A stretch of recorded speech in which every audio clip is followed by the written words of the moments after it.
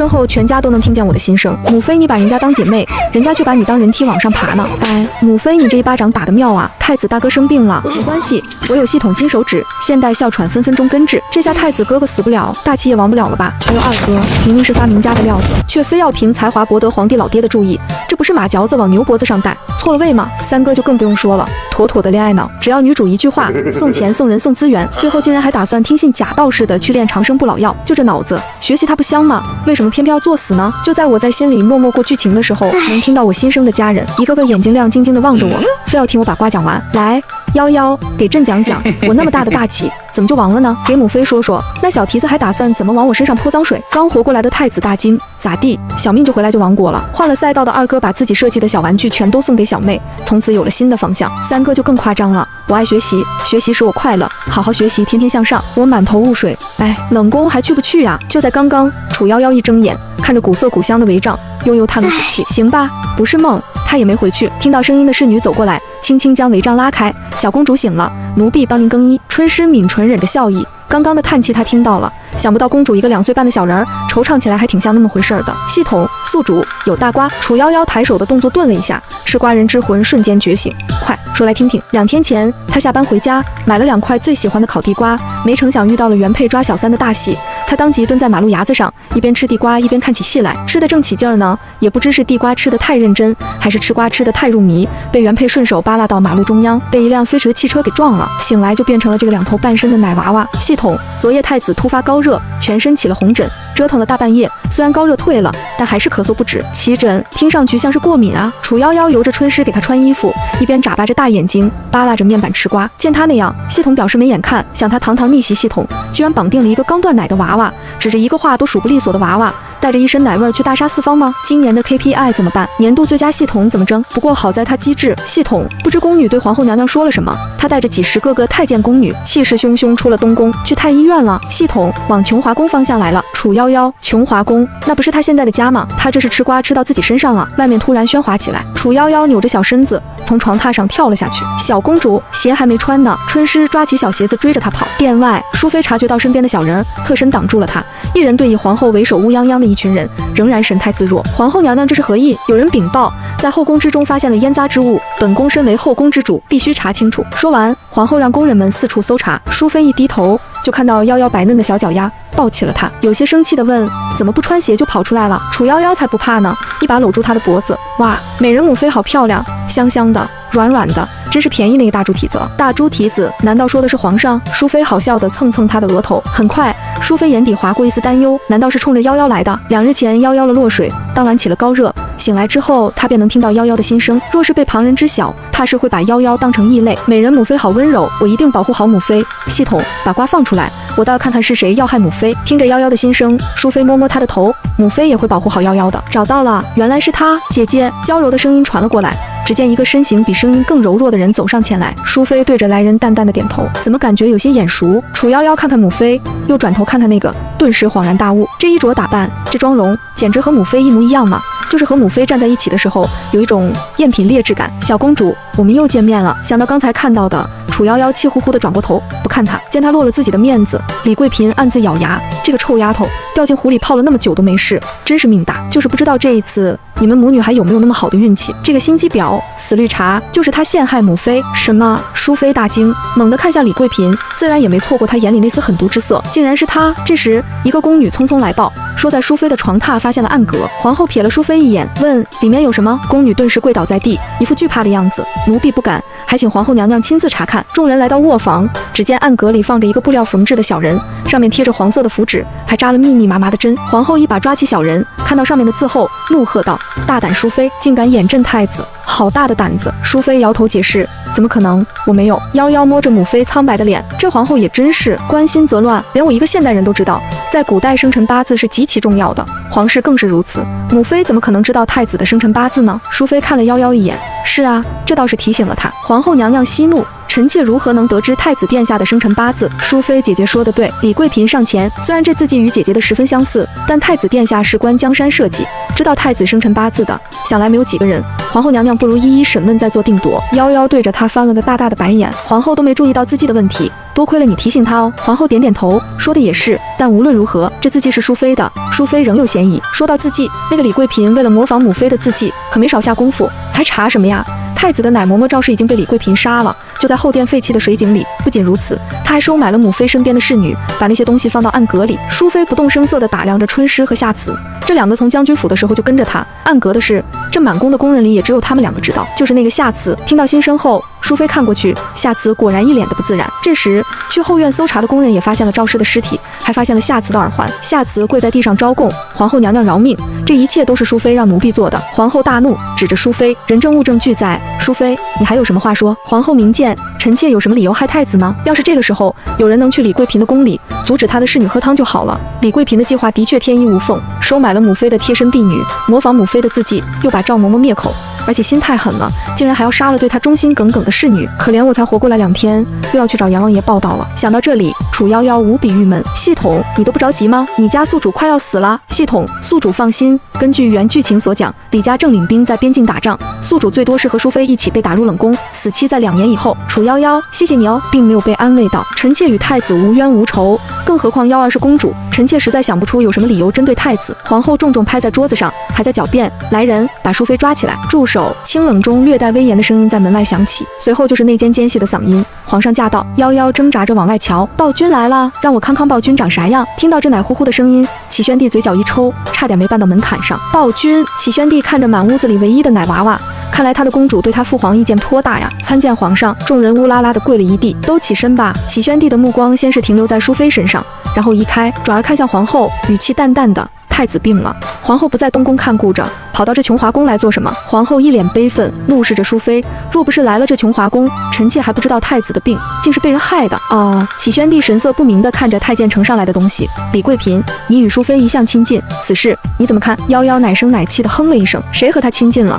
明明是他每次借着探望母妃的名义来勾引便宜父皇，为了得宠，还模仿母妃的穿着打扮和言行举止。”李贵嫔咬了咬唇，先是看了淑妃一眼，然后弱弱地说了句：“从私心上讲，臣妾自然是应该相信姐姐的。”可说得好！启宣帝放下符纸，打断了他，带着安抚意味地看着淑妃：“朕也相信淑妃。”皇后急切道：“皇上！”启宣帝抬手让他稍安勿躁，然后对着外面喊道：“带进来吧。”2个太监押着一个宫女进来了，那宫女正是李贵嫔身边的旭儿。启宣帝眼睛微眯，意味不明地看了一眼李贵嫔，语气里杀意尽显：“想必你也知道了，朕让人救了你一命，把你知道的都说出来，朕可以饶你不死，否则欺君之罪当诛9族。”夭夭眼睛一亮：“哟呵，暴君智商上线了。不过他是怎么发现的呢？”淑妃看了看一脸萌的女儿，难道皇上也能听到夭儿的心声？意识到这一点，她微微抱紧怀里的小家伙。皇上会怎么对待夭儿？看到淑妃一脸戒备的样子，启宣帝哪里会不懂？除了生气，更多的是委屈。婉之竟然不相信他，夭夭也是他的女儿，他能怎么样？启宣帝负手而立。其实他来了有一会儿了，下朝后去了东宫，得知皇后面色不善地带人来了琼华宫，他怕出事，匆匆赶来。方才听到了夭夭的心声，便让人把旭儿带了过来。旭儿神色惊慌地跪在地上，是贵嫔。贵嫔收买了赵嬷嬷，在太子殿下的衣物和吃食上加了花粉，把赵嬷嬷灭口之后，然后收买了夏慈，让她陷害淑妃娘娘。住口！李贵嫔不再是柔柔弱弱的姿态，你这贱婢竟敢污蔑主子，着实该死。然后咬着唇，带着哭腔说：“皇上，不是的，妾没有。”旭儿又拿出一沓纸，皇上请过目。这是李贵嫔为了模仿的淑妃娘娘笔记练的字。启宣帝把纸重重拍在桌子上：“你有什么要说的？”冰冷的眼神扫过夏慈，夏慈怕极，也不得不承认了，是李贵嫔以奴婢未婚夫的性命要挟，奴婢不得不照办。而且小公主落水也是李贵嫔设计的。她，淑妃走过去，对着李贵嫔抬手就是一巴掌：“我把你当亲姐妹，你竟然害我的女儿！”李贵嫔捂着脸扑到启宣帝的身边，眼里闪烁着泪光，一副楚楚可怜的模样。皇上，妾真的是冤枉的。皇上最喜欢她这副姿态了，以前她每次做出这副姿态，皇上都会答应她的要求，这一次皇上也一定会心软的。夭夭撇嘴，然后把头靠在母妃颈窝处，这是干嘛？实话说，她这副和亲亲母妃7、8成相像的打扮，做出这种矫揉造作的姿态，好恶心啊！这不会是便宜爹的恶趣味吧？让我瞅瞅啊，找到了。便宜爹曾经和母妃吵架的时候说过，希望母妃能温顺一些，多依靠男人一些。没想到这话被当时的李淑嫔听到了，我去，合着还真是渣爹的锅。听到这里，淑妃狐疑地看向启宣帝，竟然是这样吗？同样听到的启宣帝，他自然察觉到了淑妃的视线，顿时感到羞愤不已，当即一把推开李贵嫔，嫌弃地移开视线。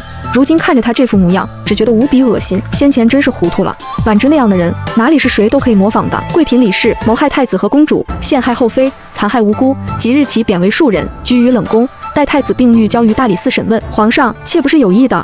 皇上，齐宣帝不耐烦地挥了挥手，贴身太监有眼色地把李贵嫔，哦不，现在已经是庶人了，把他的嘴堵住，带了下去。啧，昨日还你侬我侬，今日就把你打入冷宫。男人啊，你的名字叫善变。听到这话，齐宣帝从淑妃怀里把夭夭抱走了，抬手掐了一把夭夭的脸蛋，小没良心的，他这是为谁撑腰呢？呜，痛！夭夭捂着被掐疼的脸，大眼睛瞬间蒙上一层雾气，委屈巴巴的小模样看得淑妃心都揪起来了。皇上，夭夭还小，皮肤娇嫩。淑妃帮着揉了揉，一脸嗔怪地看着罪魁祸首。看到白嫩嫩的小脸红了的一块，齐宣帝摸了摸鼻子，他也没使劲啊。父皇看看，哼！夭夭直接放弃了渣爹，投入自家母妃的怀抱，把头埋在母妃的脖子里，说什么也不肯出来。系统检测到宿主改变自身命运，逆袭进度+1，奖励积分 x5。检测到宿主改变淑妃命运，逆袭进度+2，奖励积分 x10。当前积分15，是否抽奖？什么？作为你尊贵的宿主的我，改变了命运，居然才5个积分，你是不是算错了？夭夭非常不满。系统进度是经过综合评估，没有错，所以宿主是否抽奖？积分可以用来做什么？系统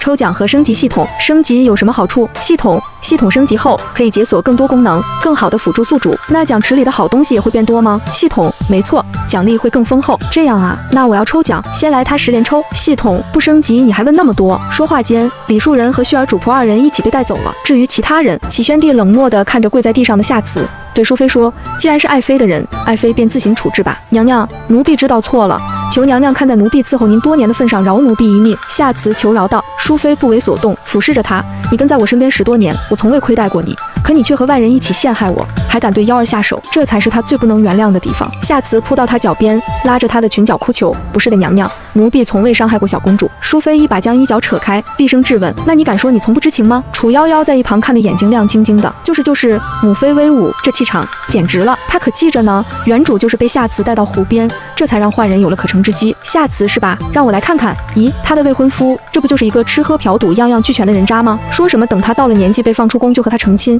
其实不过就是为了骗他的钱财罢了。实际上那人孩子都有俩了，还是个家暴男，和便宜父皇一样，是个情绪不稳的。原配妻子被打跑了，就等着把夏慈骗身骗财，最后让他接下烂摊子呢。齐宣帝头痛地揉了揉额角，他情绪不稳定吗？紧了紧蠢蠢欲动的手，真想打着坏丫头屁股。真是放肆，那种人怎么配合他相提并论？要我说，就应该如他的愿，放他出宫嫁给渣男，让他自食恶果才好呢。淑妃想，这倒也是个法子。如今夭夭得仙人眷顾，若是处置了夏慈，冲撞了仙人怎么办？不如放出宫去，日后如何全凭他自己的造化了。只是叛主的人不能轻易饶了他。我可以放你出宫，但日后你不能说是从我琼华宫或者将军府出去的，我给你的赏赐一丝一毫都不能带走，明白了吗？夏慈点头，奴婢知道了。之后的事楚夭夭没关注。此刻他的注意力都在系统面板上，叮铃铃，大转盘飞快地转动着。系统，恭喜宿主抽中100克大白兔奶糖 X1，谢谢惠顾 X5，应急药箱家庭版 X1，小天使卫生巾 X2，手电筒 X1，10连抽5次都抽空。系统，你没有心，你是不是暗箱操作了？系统，宿主，我没有实体，抽奖结果和宿主自身运气相关，言外之意，你自己手黑能怪谁？楚夭夭，好吧。换了一个世界，他依然不是欧皇，刚到手的积分还没捂热就花出去了大半，竟然都是一些没用的。好在抽到了药箱，起码常用药会有吧，毕竟这里可是发烧感冒都能要了命的古代啊。药箱，难道有人给妖儿东西了？淑妃把他抱起来，警惕的四处查看着。齐宣帝想的则是，什么药？难道是仙人给的仙丹吗？是了，在他看来，夭夭哪里能知道那么多事，定然是仙人教的。他和淑妃能听到夭夭的心声，定然也是天意。如果系仙人统知到他的想法，一定会告诉他，你想多了。夭夭把手伸进小荷包，假装从里面掏了一会儿，把奶糖拿出来，大小倒是和原来的差不多，只不过外面用油纸包着。他拆开一颗，递到了母妃嘴边，母妃吃糖。投喂完母妃，夭夭自己拨开糖纸，美滋滋地吃起来。现在也只有甜甜的奶糖能抚慰我受伤的心灵了。突然眼前出现一只骨节分明的大手，夭夭望过去，便宜父皇笑眯眯地看着他。父皇的呢？夭夭转过小脑袋，紧紧捂着荷包，真是大坏蛋，连小孩子的糖都要抢。看他那副模样，系统表示没眼看。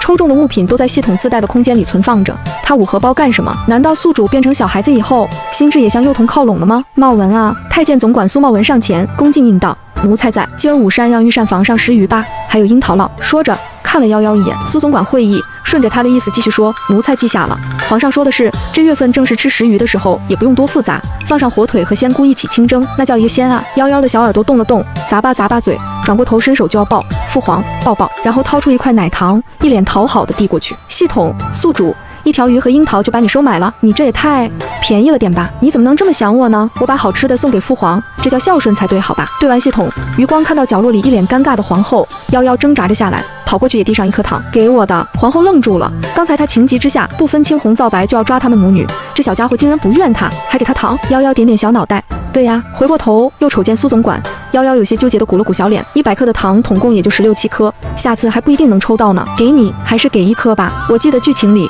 苏总管是个忠心的，便宜父皇被害死后，他假意投靠新皇，实则伺机报仇，只是失败了，最后死于乱箭之下。苏茂文不知所措，这虽然没吃过，但奶香味他闻到了，这糖一看就不是凡品，他一个奴才怎么可以和主子吃一样的呢？夭夭，淑妃有心想阻止，倒不是说瞧不起苏总管，只是夭夭前脚刚送给皇上皇后，后脚又送了太监，难保皇后不会多想。启宣帝知道他的担忧，掩去眼底的暗色，大手一挥，公主既然赏你了，你就收下。他一个奶娃娃，哪里懂那些弯弯绕绕？启宣帝看着夭夭微微出神，他会被害死，还是被新君害死？想到太子，想法刚冒出来，他当即否定，太子不可能是君。可如果不是太子登基，难道太子这一次没挺过去，或者太子也被害了？突然，外面闯进来一个宫女，皇上，皇后娘娘不好了，太子殿下他，太子殿下好像不行了，皇上，君儿他。皇后听到消息后，瞬间跌坐在地，放肆！朕的太子好好的，谁敢乱说，朕砍了他的脑袋！启宣帝大步出了门，但很快又返回来，他抱夭夭，扭头对淑妃说：“你们也跟上。”淑妃紧紧捏着帕子，皇上这是什么意思？治病是太医的事，让他跟着倒也说得过去，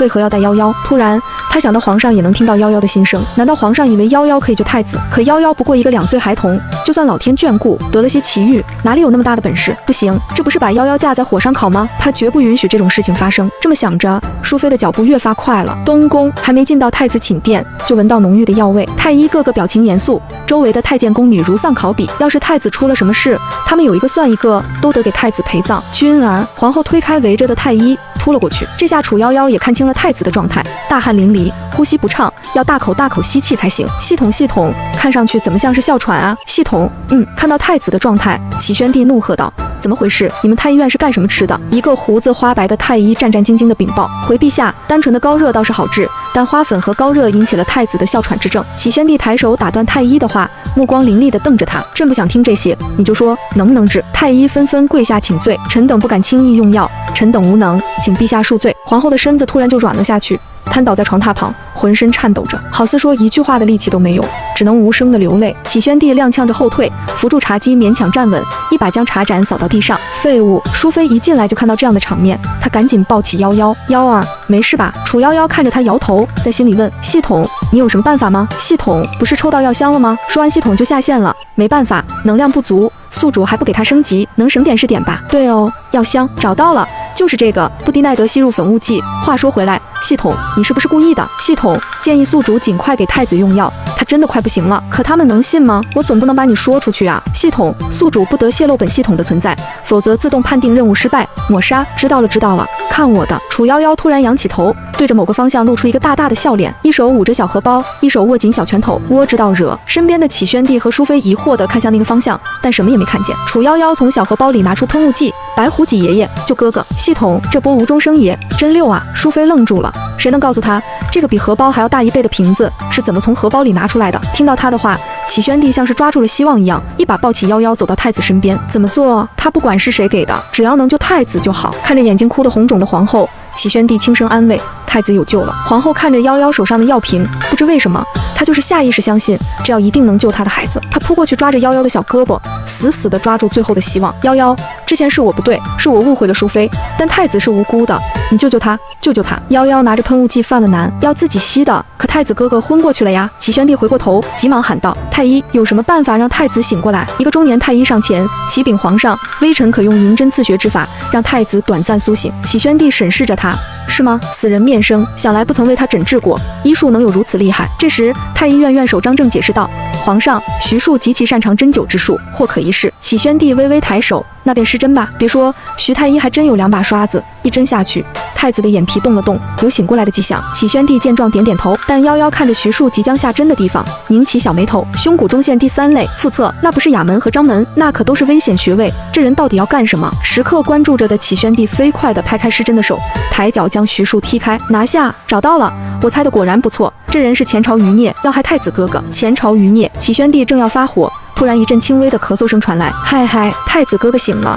看来刚才那人为了打消怀疑，前几针的确有用，只恨我下手太慢被你发现了。不过呀，已经来不及了，哈哈，楚贼。今日我也要让你尝尝失去亲人的痛苦。被侍卫抓起来的徐庶癫狂大笑，启宣帝周身气势暴涨，冰冷的眼神死死盯着他，冲着侍卫吩咐道：“压下去，严加拷问，记住，别让他死了。”看着得意洋洋的徐庶，楚夭夭撇撇小嘴，无所谓，我会出手。有了喷雾剂，太子哥哥一定会没事的。他将喷雾剂拿出来，让皇后按照配套的简易图画给太子用药。随着药剂吸入，太子的症状肉眼可见的缓解了。太子的脸上露出了劫后余生的欣喜。太医急忙围过去，皇后也是泣不成声，但她不敢有任何动作，生怕打扰太医诊断。皇上，太子的哮喘之症压制住了，再服几贴药，高热就能退了。楚夭夭从小荷包里又拿出一板布洛芬退烧药，帮人帮到底吧，这个退烧快一些。见识了喷雾的神奇，皇后哪里还会怀疑药效，当即扣出一颗喂给太子。系统检测到太子楚君死亡命运已改变，奖励逆袭进度+10，当前进度13，积分+50，余额55。看到结果，楚夭夭直接被气笑了，输给母妃也就算了，竟然还输给了太子。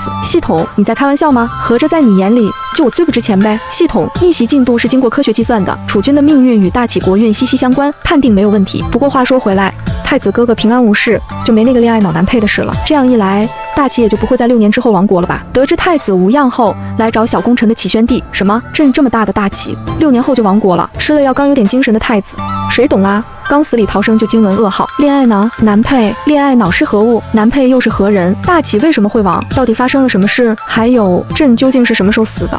谁害的？启宣帝下意识想问清楚，但和之前一样，他根本开不了口。算了，日后他时刻把夭夭带在身边，总能知道原因的。突然，楚夭夭眼前一闪，下一秒就被抱住。谢谢我们夭夭，谢谢你救了太子，也救了我。皇后的语气里满是感激，君儿就是她的命，要是君儿出了什么事，她也不想活了。到底是成年人的灵魂，在母妃怀里撒娇还行，被别的漂亮阿姨抱着，夭夭还是羞红了脸，尴尬的脚趾都快扣出一座琼华宫了。张院手已诊完脉，启禀皇上，太子的脉象趋于平稳，性命已然无忧，想来有了这奇药，日后哮喘之症也不会再犯了。说罢，张院手死死盯着桌上的白色药瓶，这么好的东西，好想研究研究啊！好，启宣帝点头，连说了几个好字，可见其激动和开心。听到了这个好消息，楚夭夭再次被动地感受到了皇后那令人窒息的谢意。哎呦，好羞涩哟！皇后看着淑妃赞许的点头，你把夭夭教得很好。淑妃，她这是被皇后夸了。高兴过后，淑妃面露忧色，夭夭凭空拿出药来，这里这么多人，想必不少人都看到了。若是有心人想借此做文章，启宣帝自然也想到了这一点，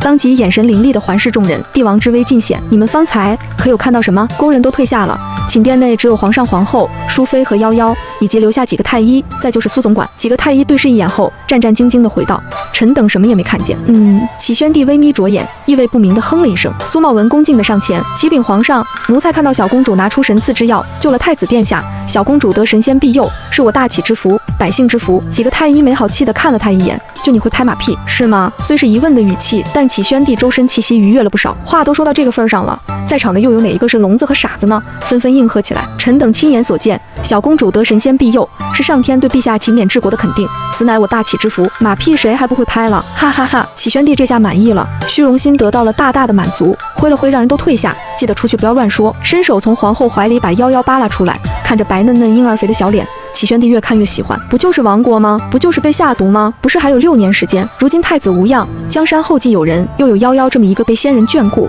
能预知未来的小宝贝，大启何愁不兴啊？父皇走进来的是一个13、14岁的少年，一身青色锦衣，面容英俊，眉毛修长，只是那双本该让小姑娘心神荡漾的桃花眼布满了忧郁之色。看着他走路时的不自然，楚夭夭想起来了，这就是我那努力错地方的二哥。哪里来的声音？原本正要请安的楚佑动作微微一顿，但很快恢复正常。看着走过来行礼的二儿子，启宣帝神色淡淡的。看便宜父皇这个漫不经心的样子，任谁都会以为他不喜欢二哥哥呀。其实不是的，便宜父皇还是很关心二哥哥的，只是小时候每次二哥哥见到父皇都是一副怯懦惧怕的模样，久而久之，便宜父皇的满腔父爱也就冷了下来。楚佑猛地抬头看着不远处的启宣帝，红了眼睛。竟然是这样吗？他一直以为父皇是嫌弃他是残废，所以厌恶他，才会不给母妃生位分。被他这么瞧，启宣帝微微吐了一口气，走过去拍了拍他的肩膀，不用担心，太子无碍了，这也是自己的孩子，怎么会不喜呢？算起来太子是他第3个孩子，也是唯一一个养成了的孩子。但却患有哮喘之症。对于楚佑，他是抱着很大的期望的，希望能是一个健康强壮的皇子。可没想到天不遂人愿，他自名为佑，就是希望老天能庇佑他。但不知为何，这孩子从小就和他不甚亲近，为此他迁怒于孟贵嫔。即便他生了皇子，多年来也没给他生过位分。哎，原本我以为不长嘴这种情节只会出现在狗血爱情故事里，没想到还会发生在父子身上吗？一个明明关心却嘴硬不说，另一个听外人的话疏远自己的父皇，但心里又别扭的偷偷努力，想要得到父皇的关注。别扭，真别扭，想证明自己没错，但努力错了地方啊。楚佑被道破了心事，羞愧地低下头。启宣帝在听到外人挑拨这几个字的时候，强忍着压制怒气。好，很好，我记得剧情里说便宜父皇文武双全，骑射更是了得。启宣帝微微抬起下巴，没错，朕就是这么优秀。继续，会夸就多夸点。见他这副模样，淑妃没忍住笑了出来。所以二哥拼命习武，就是想受到父皇的夸赞，但他左腿有缺陷，就算再努力也没什么用。所以每每父皇夸太子和三皇子的时候，他总会一个人躲起来偷偷哭。听到糗事被人说出来，楚佑的脑袋又往下低了几分。这个渴望得到夸奖的孩子哟。淑妃颇为怜爱地看着楚佑，哥哥借丝丝马。听到熟悉的声音，楚佑抬起头，对上了亮晶晶葡萄一样的大眼睛。原来那声音是夭夭妹妹吗？可看到夭夭手上的东西，楚佑慌了，糟了，忘记收起来了。父皇最讨厌他们玩物丧志了。这是鲁班锁。楚夭夭摆弄了几下，不会玩，教教我。楚佑先是心虚地看了一眼父皇，然后接过来心不在焉地解开了。哇，哥哥好厉害，好棒，不就是夸奖吗？这个我会啊。对上他亮晶晶的眼睛，楚佑害羞地笑了。其实二哥很聪明的，经常会制作出一些机关之类的小玩意儿，如果专注发明创造，说不定能成为大起头号发明家呢。只是该怎么样才能让二哥不钻牛角尖呢？楚夭夭默默往嘴里塞了一颗糖，抓了抓头发，好痒啊，不行了，再想下去脑子都要长出来了。见他这副样子，楚佑心下感动，也不忍让他费心，正想开口，但有人比他更快。难得你有感兴趣，朕便允了，这几日便去公布吧。父皇英明，给你一个赞哟。听到夭夭的称赞，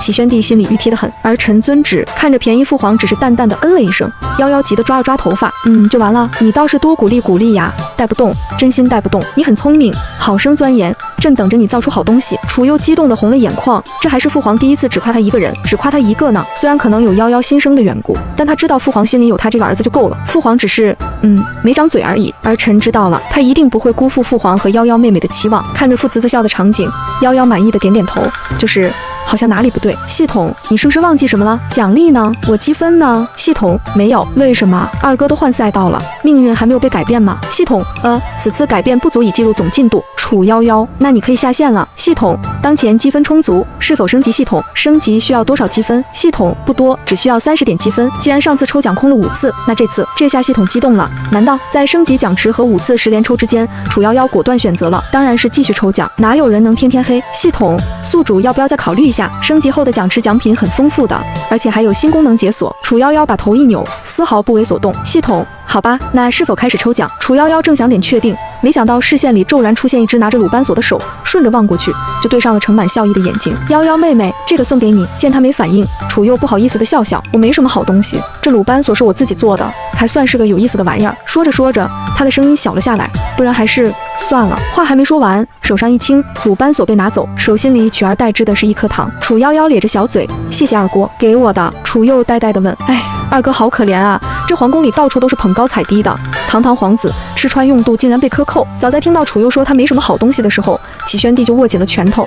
如今夭夭的心声更是火上浇油，带着凉意的眼神瞥向一旁的苏茂文。苏总管抬手擦了擦额头的冷汗，这是哪个欺主的奴才干的？就算二皇子不受宠，那也是皇子，是主子，他们找死别扯上他呀！更何况如今看来皇上还是很看重二皇子的。苏茂文安排人送二皇子回去。苏总管躬身应了一声，是。皇上这是要给二皇子立威呢，他可得选2个机灵点的。参见父皇。人没到，声音先传了过来。下一刻，一身靛蓝色云纹长袍的少年跑了进来，来人正是刚从国子监回来的楚耀。看看这清纯的眼神，这是未来女主的舔狗吧？楚耀，谁在说话？启宣帝深吸一口气，压制住火气。好啊，亡国也就算了，一介皇子，以后连人都不做了。听着奶乎乎的声音，楚耀把目光放到了夭夭的身上。这里只有夭夭妹妹一个小娃娃，可妹妹没有开口，所以他听到了夭夭的心声。他又仔细观察了一圈，离他最近的皇后娘娘没什么反应。哇，难道只有他能听到妹妹的心声？意识到这一点，他美滋滋地想，看来我楚耀就是那话本里和算命先生说的生来就肩负着大气运之人，是被老天选中的人。这一刻，在他心中，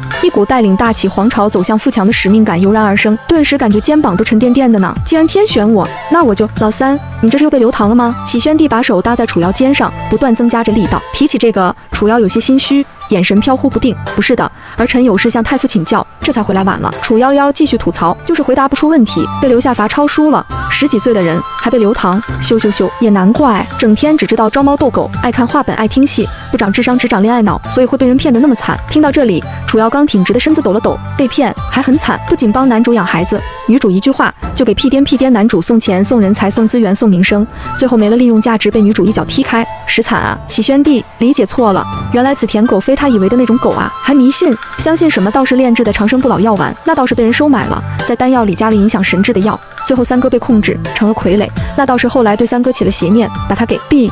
楚瑶想打断他，但怎么也开不了口。楚夭夭看了他一眼，那句话怎么说来着？人蠢就要多读书。哦，他也看书，但只看画本，自己笨还不学习，只长年纪不长脑子。也不对，他长了恋爱脑。看着脸憋得通红的人，楚夭夭很奇怪，这是怎么了？脸色这么难看，难道这时候就已经开始嗑药了？我才没有呢！楚瑶发现了，只要他想在夭夭面前提新生的事，就无法开口。他这会儿也不想着探望太子了，眼里含着泪。父皇，儿臣想起还有功课没完成，这便回去用功了。转身的瞬间，楚瑶再也忍不住了。10几岁的少年哭得像是个2岁的孩子。男主是谁啊？他为什么会给男主养孩子，给他戴绿帽子了？女主又是谁呀？为什么能把他耍得团团转？还有他堂堂皇子竟然被……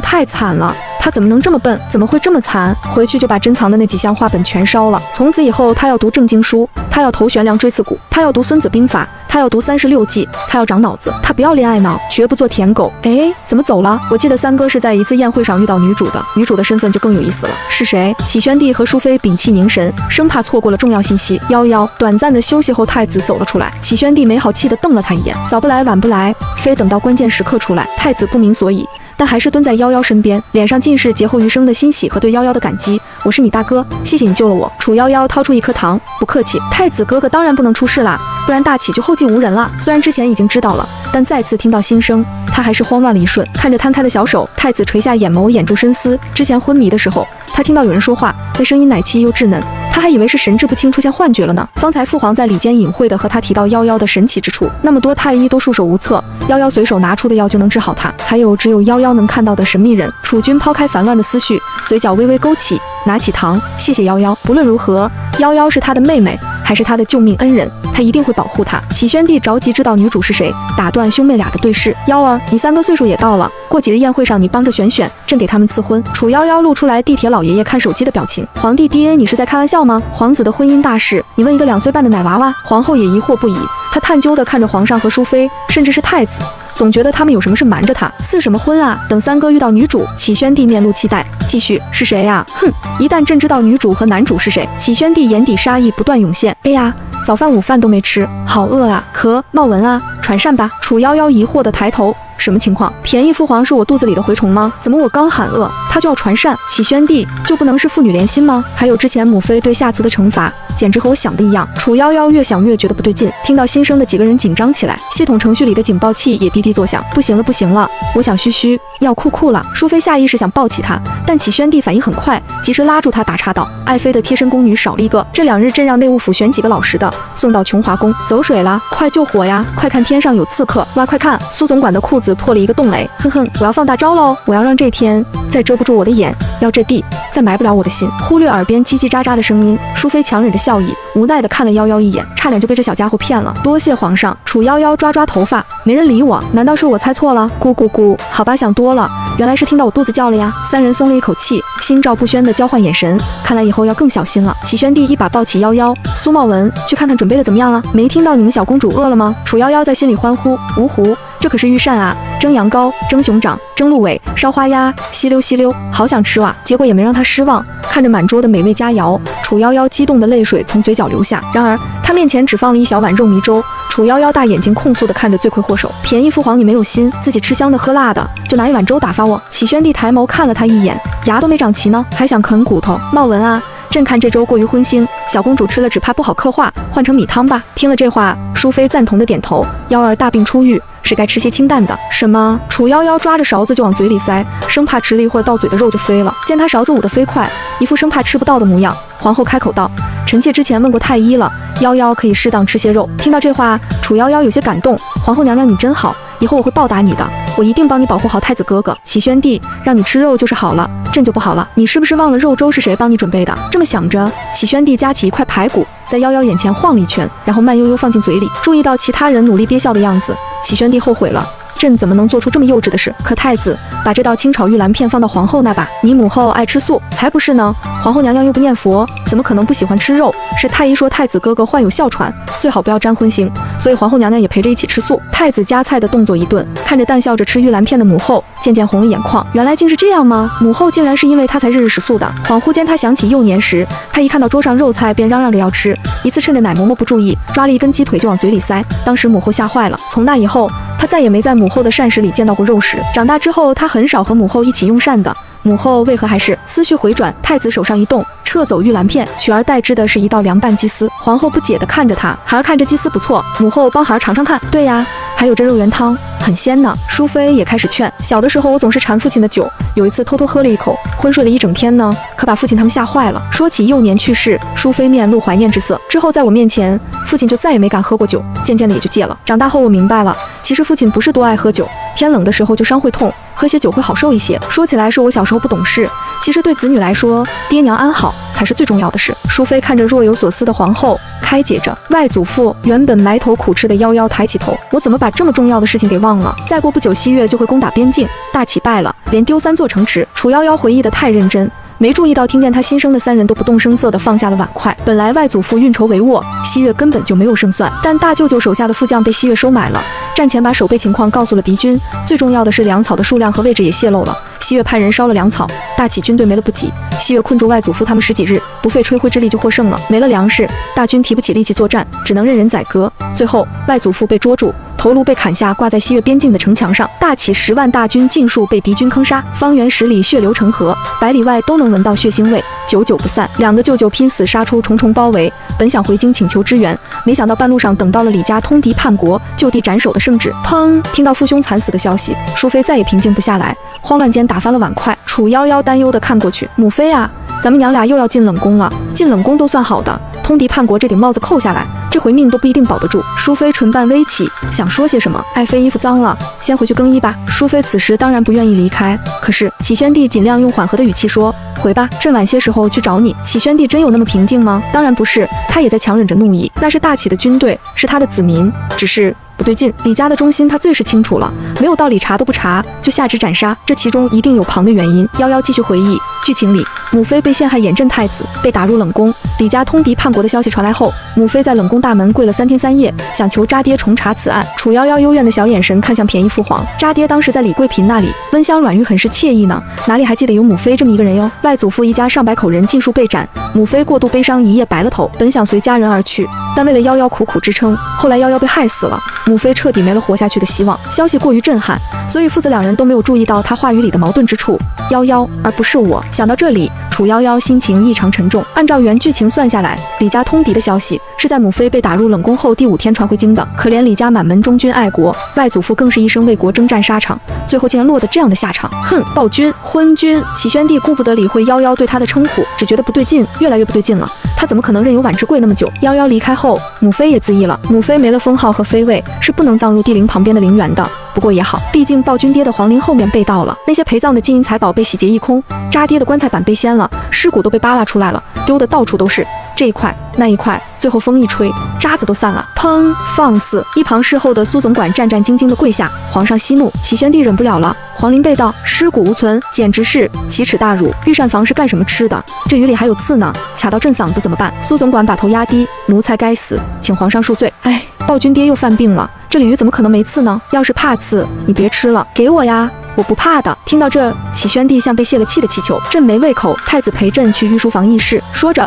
启宣帝抱起一旁的夭夭，大步离开。看着离自己越来越远的美食，楚夭夭心痛不已，还以为渣爹和母妃走了，他能大吃一顿呢。你们讨论国家大事，带着我干什么呀？我还没吃饱呢，这可是我第一次吃御膳呢，可能也是最后一次了。听到这里，启宣帝气得把他放下来，你吃的太多了，朕抱不动，自己走吧。楚夭夭看了看自己的小胳膊小腿，一脸的不敢相信，渣爹这是虚了。刚走了没2步的启宣帝手痒，想打人，回过身一把又把他捞起来，气呼呼地往御书房走去。启宣帝和太子出了门，苏总管起身擦了擦冷汗，小步快跑跟了上去，一边跑一边想，哎，皇皇上越发的喜怒无常了，咱家可太难了。御书房，启宣帝阴沉着脸看着舆图上边境的位置，考虑到夭夭还在，太子委婉地提起增加边境粮草补给的事。启宣帝给了他一个赞赏的眼神，朕也正有此意。西岳狼子野心，不得不防。边境粮草是大事，拿笔在纸上乱画的夭夭动了动小耳朵。送粮草有这个情节吗？以你所见，该派何人前往？启宣帝这话看似是在询问太子，实际上注意力全在夭夭那边。人选那必须得是赵护军啊！且不说赵精武的政治中心，就说他与外祖父一家的交情吧。大舅舅曾经在战场上救过他，他肯定不会害李家。原来如此，看来此人可用。启宣帝父子二人交换了一个眼神，看着面露期待之色的夭夭，太子低头轻笑。儿臣以为军需调配本就是兵部之事，不如让库布斯主事李衍前去。不行，楚夭夭急了，绝对不能让他去。李衍可是个大贪官，朝廷下发的军需物资他都敢贪，将士们保家卫国，他却喝将士们的血。他知道外祖父已经有所察觉，他是巴不得外祖父死在战场上的。什么？父子二人对视一眼，都看出了对方眼底的杀意。这样的人真是该死。说起李衍，昨日有人上奏说他贪污受贿，朕已经的人去查了。说着，启宣帝将奏折递给太子，太子接过一看，无奈极了。父皇啊，这不就是官员普通的请安折子吗？咦，还有这事？可李衍不是嚣张了好久吗？让我康康。楚夭夭努力踮起小脚，伸长了脖子往上瞧，但他忘了，在这里他是个文盲来着。好吧，不认识，不识字，你看什么？启宣帝松开了紧握着的拳头，一直有意无意躲避着夭夭视线的太子也放松下来，随即义正言辞地说：“竟有此事，真是知人知面不知心。儿臣还有一人选，赵精武赵护军。对，是他，就得是他。说起来，西岳领兵将领也是个头脑简单的，或许是自以为计划周全，又或者是为了稳操胜券，将70%的兵力都用来围困外祖父他们，剩下的都是一些没什么战斗力的老弱病残。如果趁他们围攻外祖父，派兵去西岳军营偷袭，一定能打他们一个措手不及。”想到这里，楚夭夭斗志昂扬地攥着小拳头，但很快就泄了气。可是这些事我该怎么告诉便宜父皇啊？启宣帝，不用说了，朕知道了。启宣帝皱眉装作思考的样子，然后一本正经地胡说八道。既如此，那便派赵精武前去。正好数日前传来消息，徐州匪患严重，烧杀抢掠，欺男霸女，当地百姓苦不堪言。此番让赵精武多带些人，顺便剿匪吧。太子一脸茫然，他怎么不记得？还有这事吗？但看了眼夭夭，他很快反应过来，徐州和边境在一条路上，父皇英明，粮草一事关系重大，万不可让旁人知晓。儿臣明白。楚夭夭在心里盘算，赵护军带兵去的话，就算不能及时阻止奸细的阴谋，至少将士们能少牺牲一些吧。可是，一想到他明明知道结局，现在也有能力改变，不管了。楚夭夭跑过去拽了拽便宜父皇的袖子，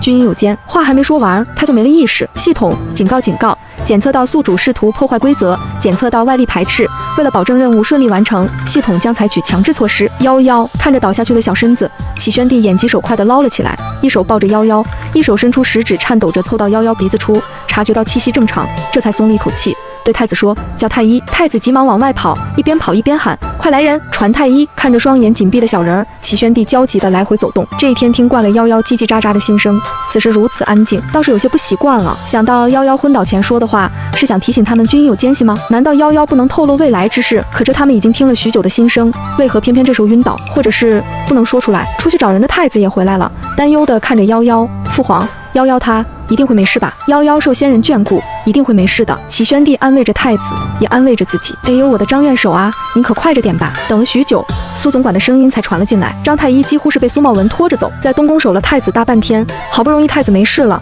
他们也保住了小命，正准备下旨回府，就被苏总管连拖带拽的扯了过来。看这方向，御书房，张太医的心咯噔一声，莫不是皇上他出了什么事？直到看见门口那明黄色的身影，这才松了一口气。参见皇上，快给小公主看看。小公主，张太医走近一看，床榻上躺着的可不就是今日拿出神药的小公主吗？受仙人眷顾的人也会生病吗？虽然心里这么想着，但手上动作一点也不含糊，当即开始把脉。御书房大张旗鼓传太医的事，不出片刻便传遍了后宫。皇后和淑妃几乎是同时赶到的，听到苏茂文说是小公主出了事，淑妃都顾不得向皇后行礼，急匆匆往里走。一进门就看到张太医神色复杂的摇头，淑妃顿时手脚发软向后跌。淑妃落后一步的皇后扶住了她，淑妃在宫女的搀扶下踉跄着走到床榻旁。怎么样？张太医沉吟片刻，思索着回道：启禀皇上，小公主脉象平稳，并无异常，但昏迷不醒。张太医跪下请罪，皇上恕罪，许是微臣医术不精，实在看不出是何原因。淑妃只感到眼前一黑，浑身力气被抽走一样，瘫坐在床榻旁失神呢喃：怎会如此？启宣帝心中顿痛，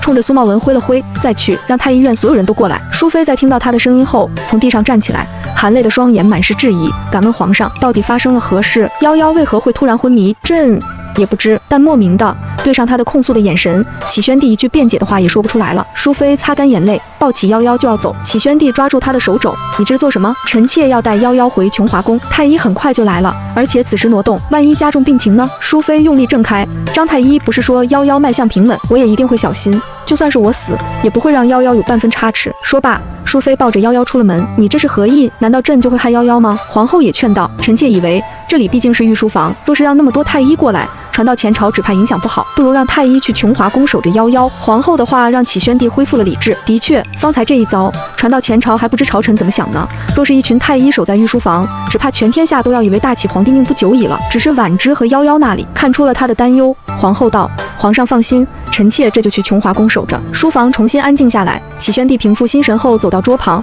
执笔写了一道密令交给了太子，务必亲手交到赵精武手上，让他出了京城50里再打开。而臣记下了。琼华宫，淑妃目光呆滞地望着迟迟不醒的小人儿，难道是因为泄露了太多天机，老天才会惩罚夭夭？从袖兜里拿出写给父亲的信，淑妃失声痛哭。怎么办？两边都是他的亲人，他该怎么办？淑妃，皇后走了过来。太子出事时，我和你一样，觉得天都要塌了，可太子还是挺过来了。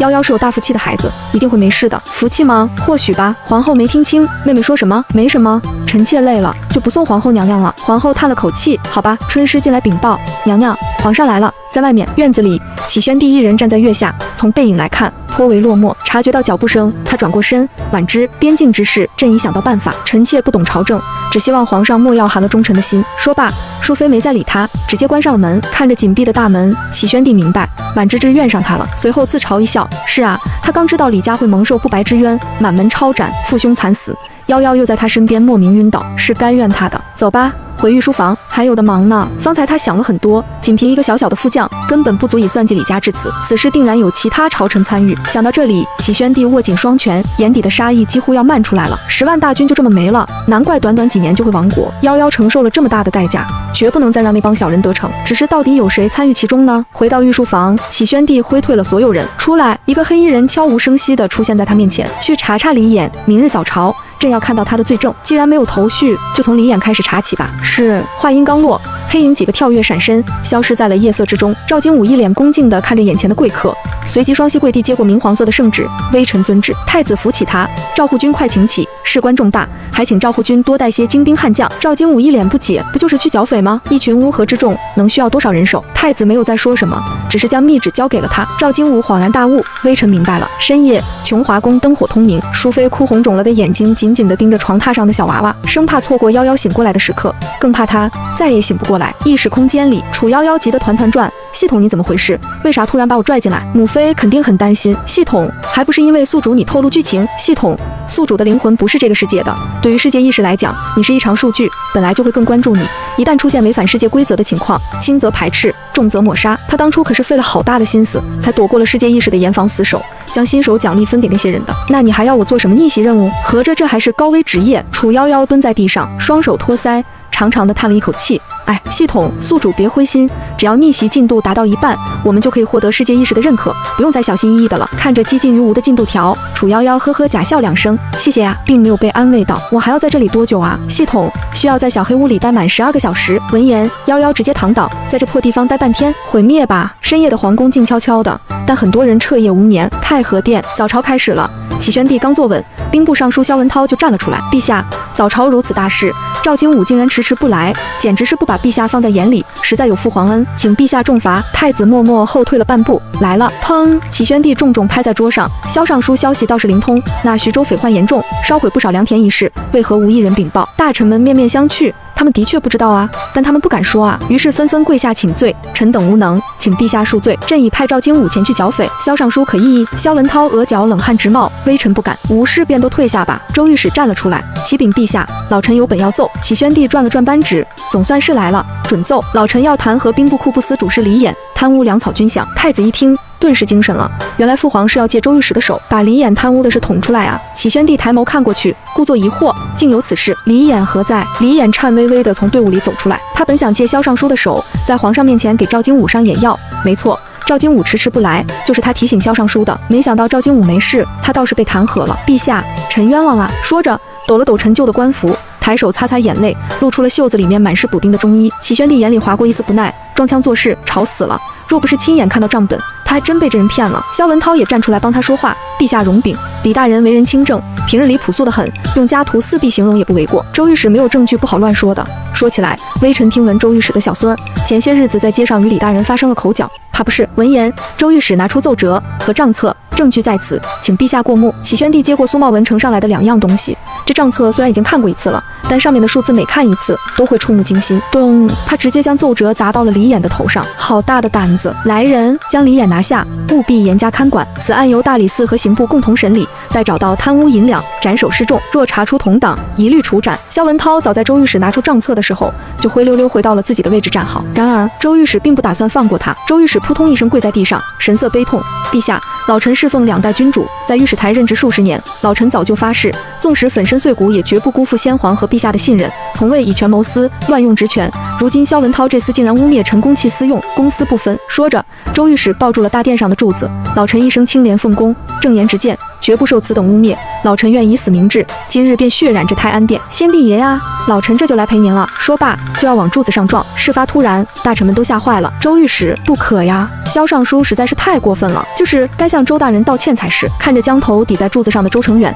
还有一旁被千夫所指、脸色铁青的萧文涛，启宣帝心里莫名舒畅了不少。这个周御史的确是忠君爱国，但过于死板。平日里宫中芝麻绿豆大的事，也要拿到朝堂上来说。他一个皇帝宠幸谁，有多少女人，这人都要管，动不动就拿撞柱来威胁，偏还拿他没办法。有先皇御赐的尚方宝剑，是打不得也骂不得。如今被逼得下不来台的，总算不是朕了。启宣帝的心情就像是3伏天喝了一壶透心凉的凉茶一样爽啊！可戏也看过了，该他出场了。来人呐，快扶周大人起来！周御史忠君之心可昭日月，朕自然清楚。倒是萧尚书，启宣帝瞥了一眼萧文涛，不分是非，为奸臣辩护，念在你或许不知情的份上，令你当众向周御史请罪，再罚你半年俸禄。萧文涛为李衍求情，到底是出于同僚之意，还是莫不是这二人有什么利益勾兑？还是要查查他？富尔，启宣帝看向死命抱着柱子上的人，周御史以为如何？萧文涛顶着朝臣的目光走过去，躬身作揖，咬牙道：“是在下错信小人，受其蒙蔽，以至于是非不分，还请周大人见谅。”周御史看着他轻哼了一声：“你以为把自己摘干净就完了？道歉也没用，竟然为贪官说话，你绝对有问题！以后本官一定死死盯着你。”目的达成，启宣帝没心思继续看朝臣勾心斗角了，给了苏茂文一个眼神。苏茂文会意，大声道：“退朝！”启宣帝起身快步走下台阶，快走快走，朕还要去瞧夭夭呢。散朝之后，周御史被几个大臣簇拥着往外走。还是周大人厉害啊，我等都被李衍那厮骗过去了。周大人明察秋毫，是我等的榜样啊。周御史抚了抚花白的胡须，哪里都是为陛下效忠罢了。一个官员好奇道：“不知周大人是如何识破李衍的伪装，找到证据的？”周御史的动作一顿，他也不知道啊。我要是说一觉醒来东西就放到我书桌上了，你们信吗？另一边，启宣帝和太子刚走到琼华宫门口，就听到宫人的欢呼：“小公主醒了！”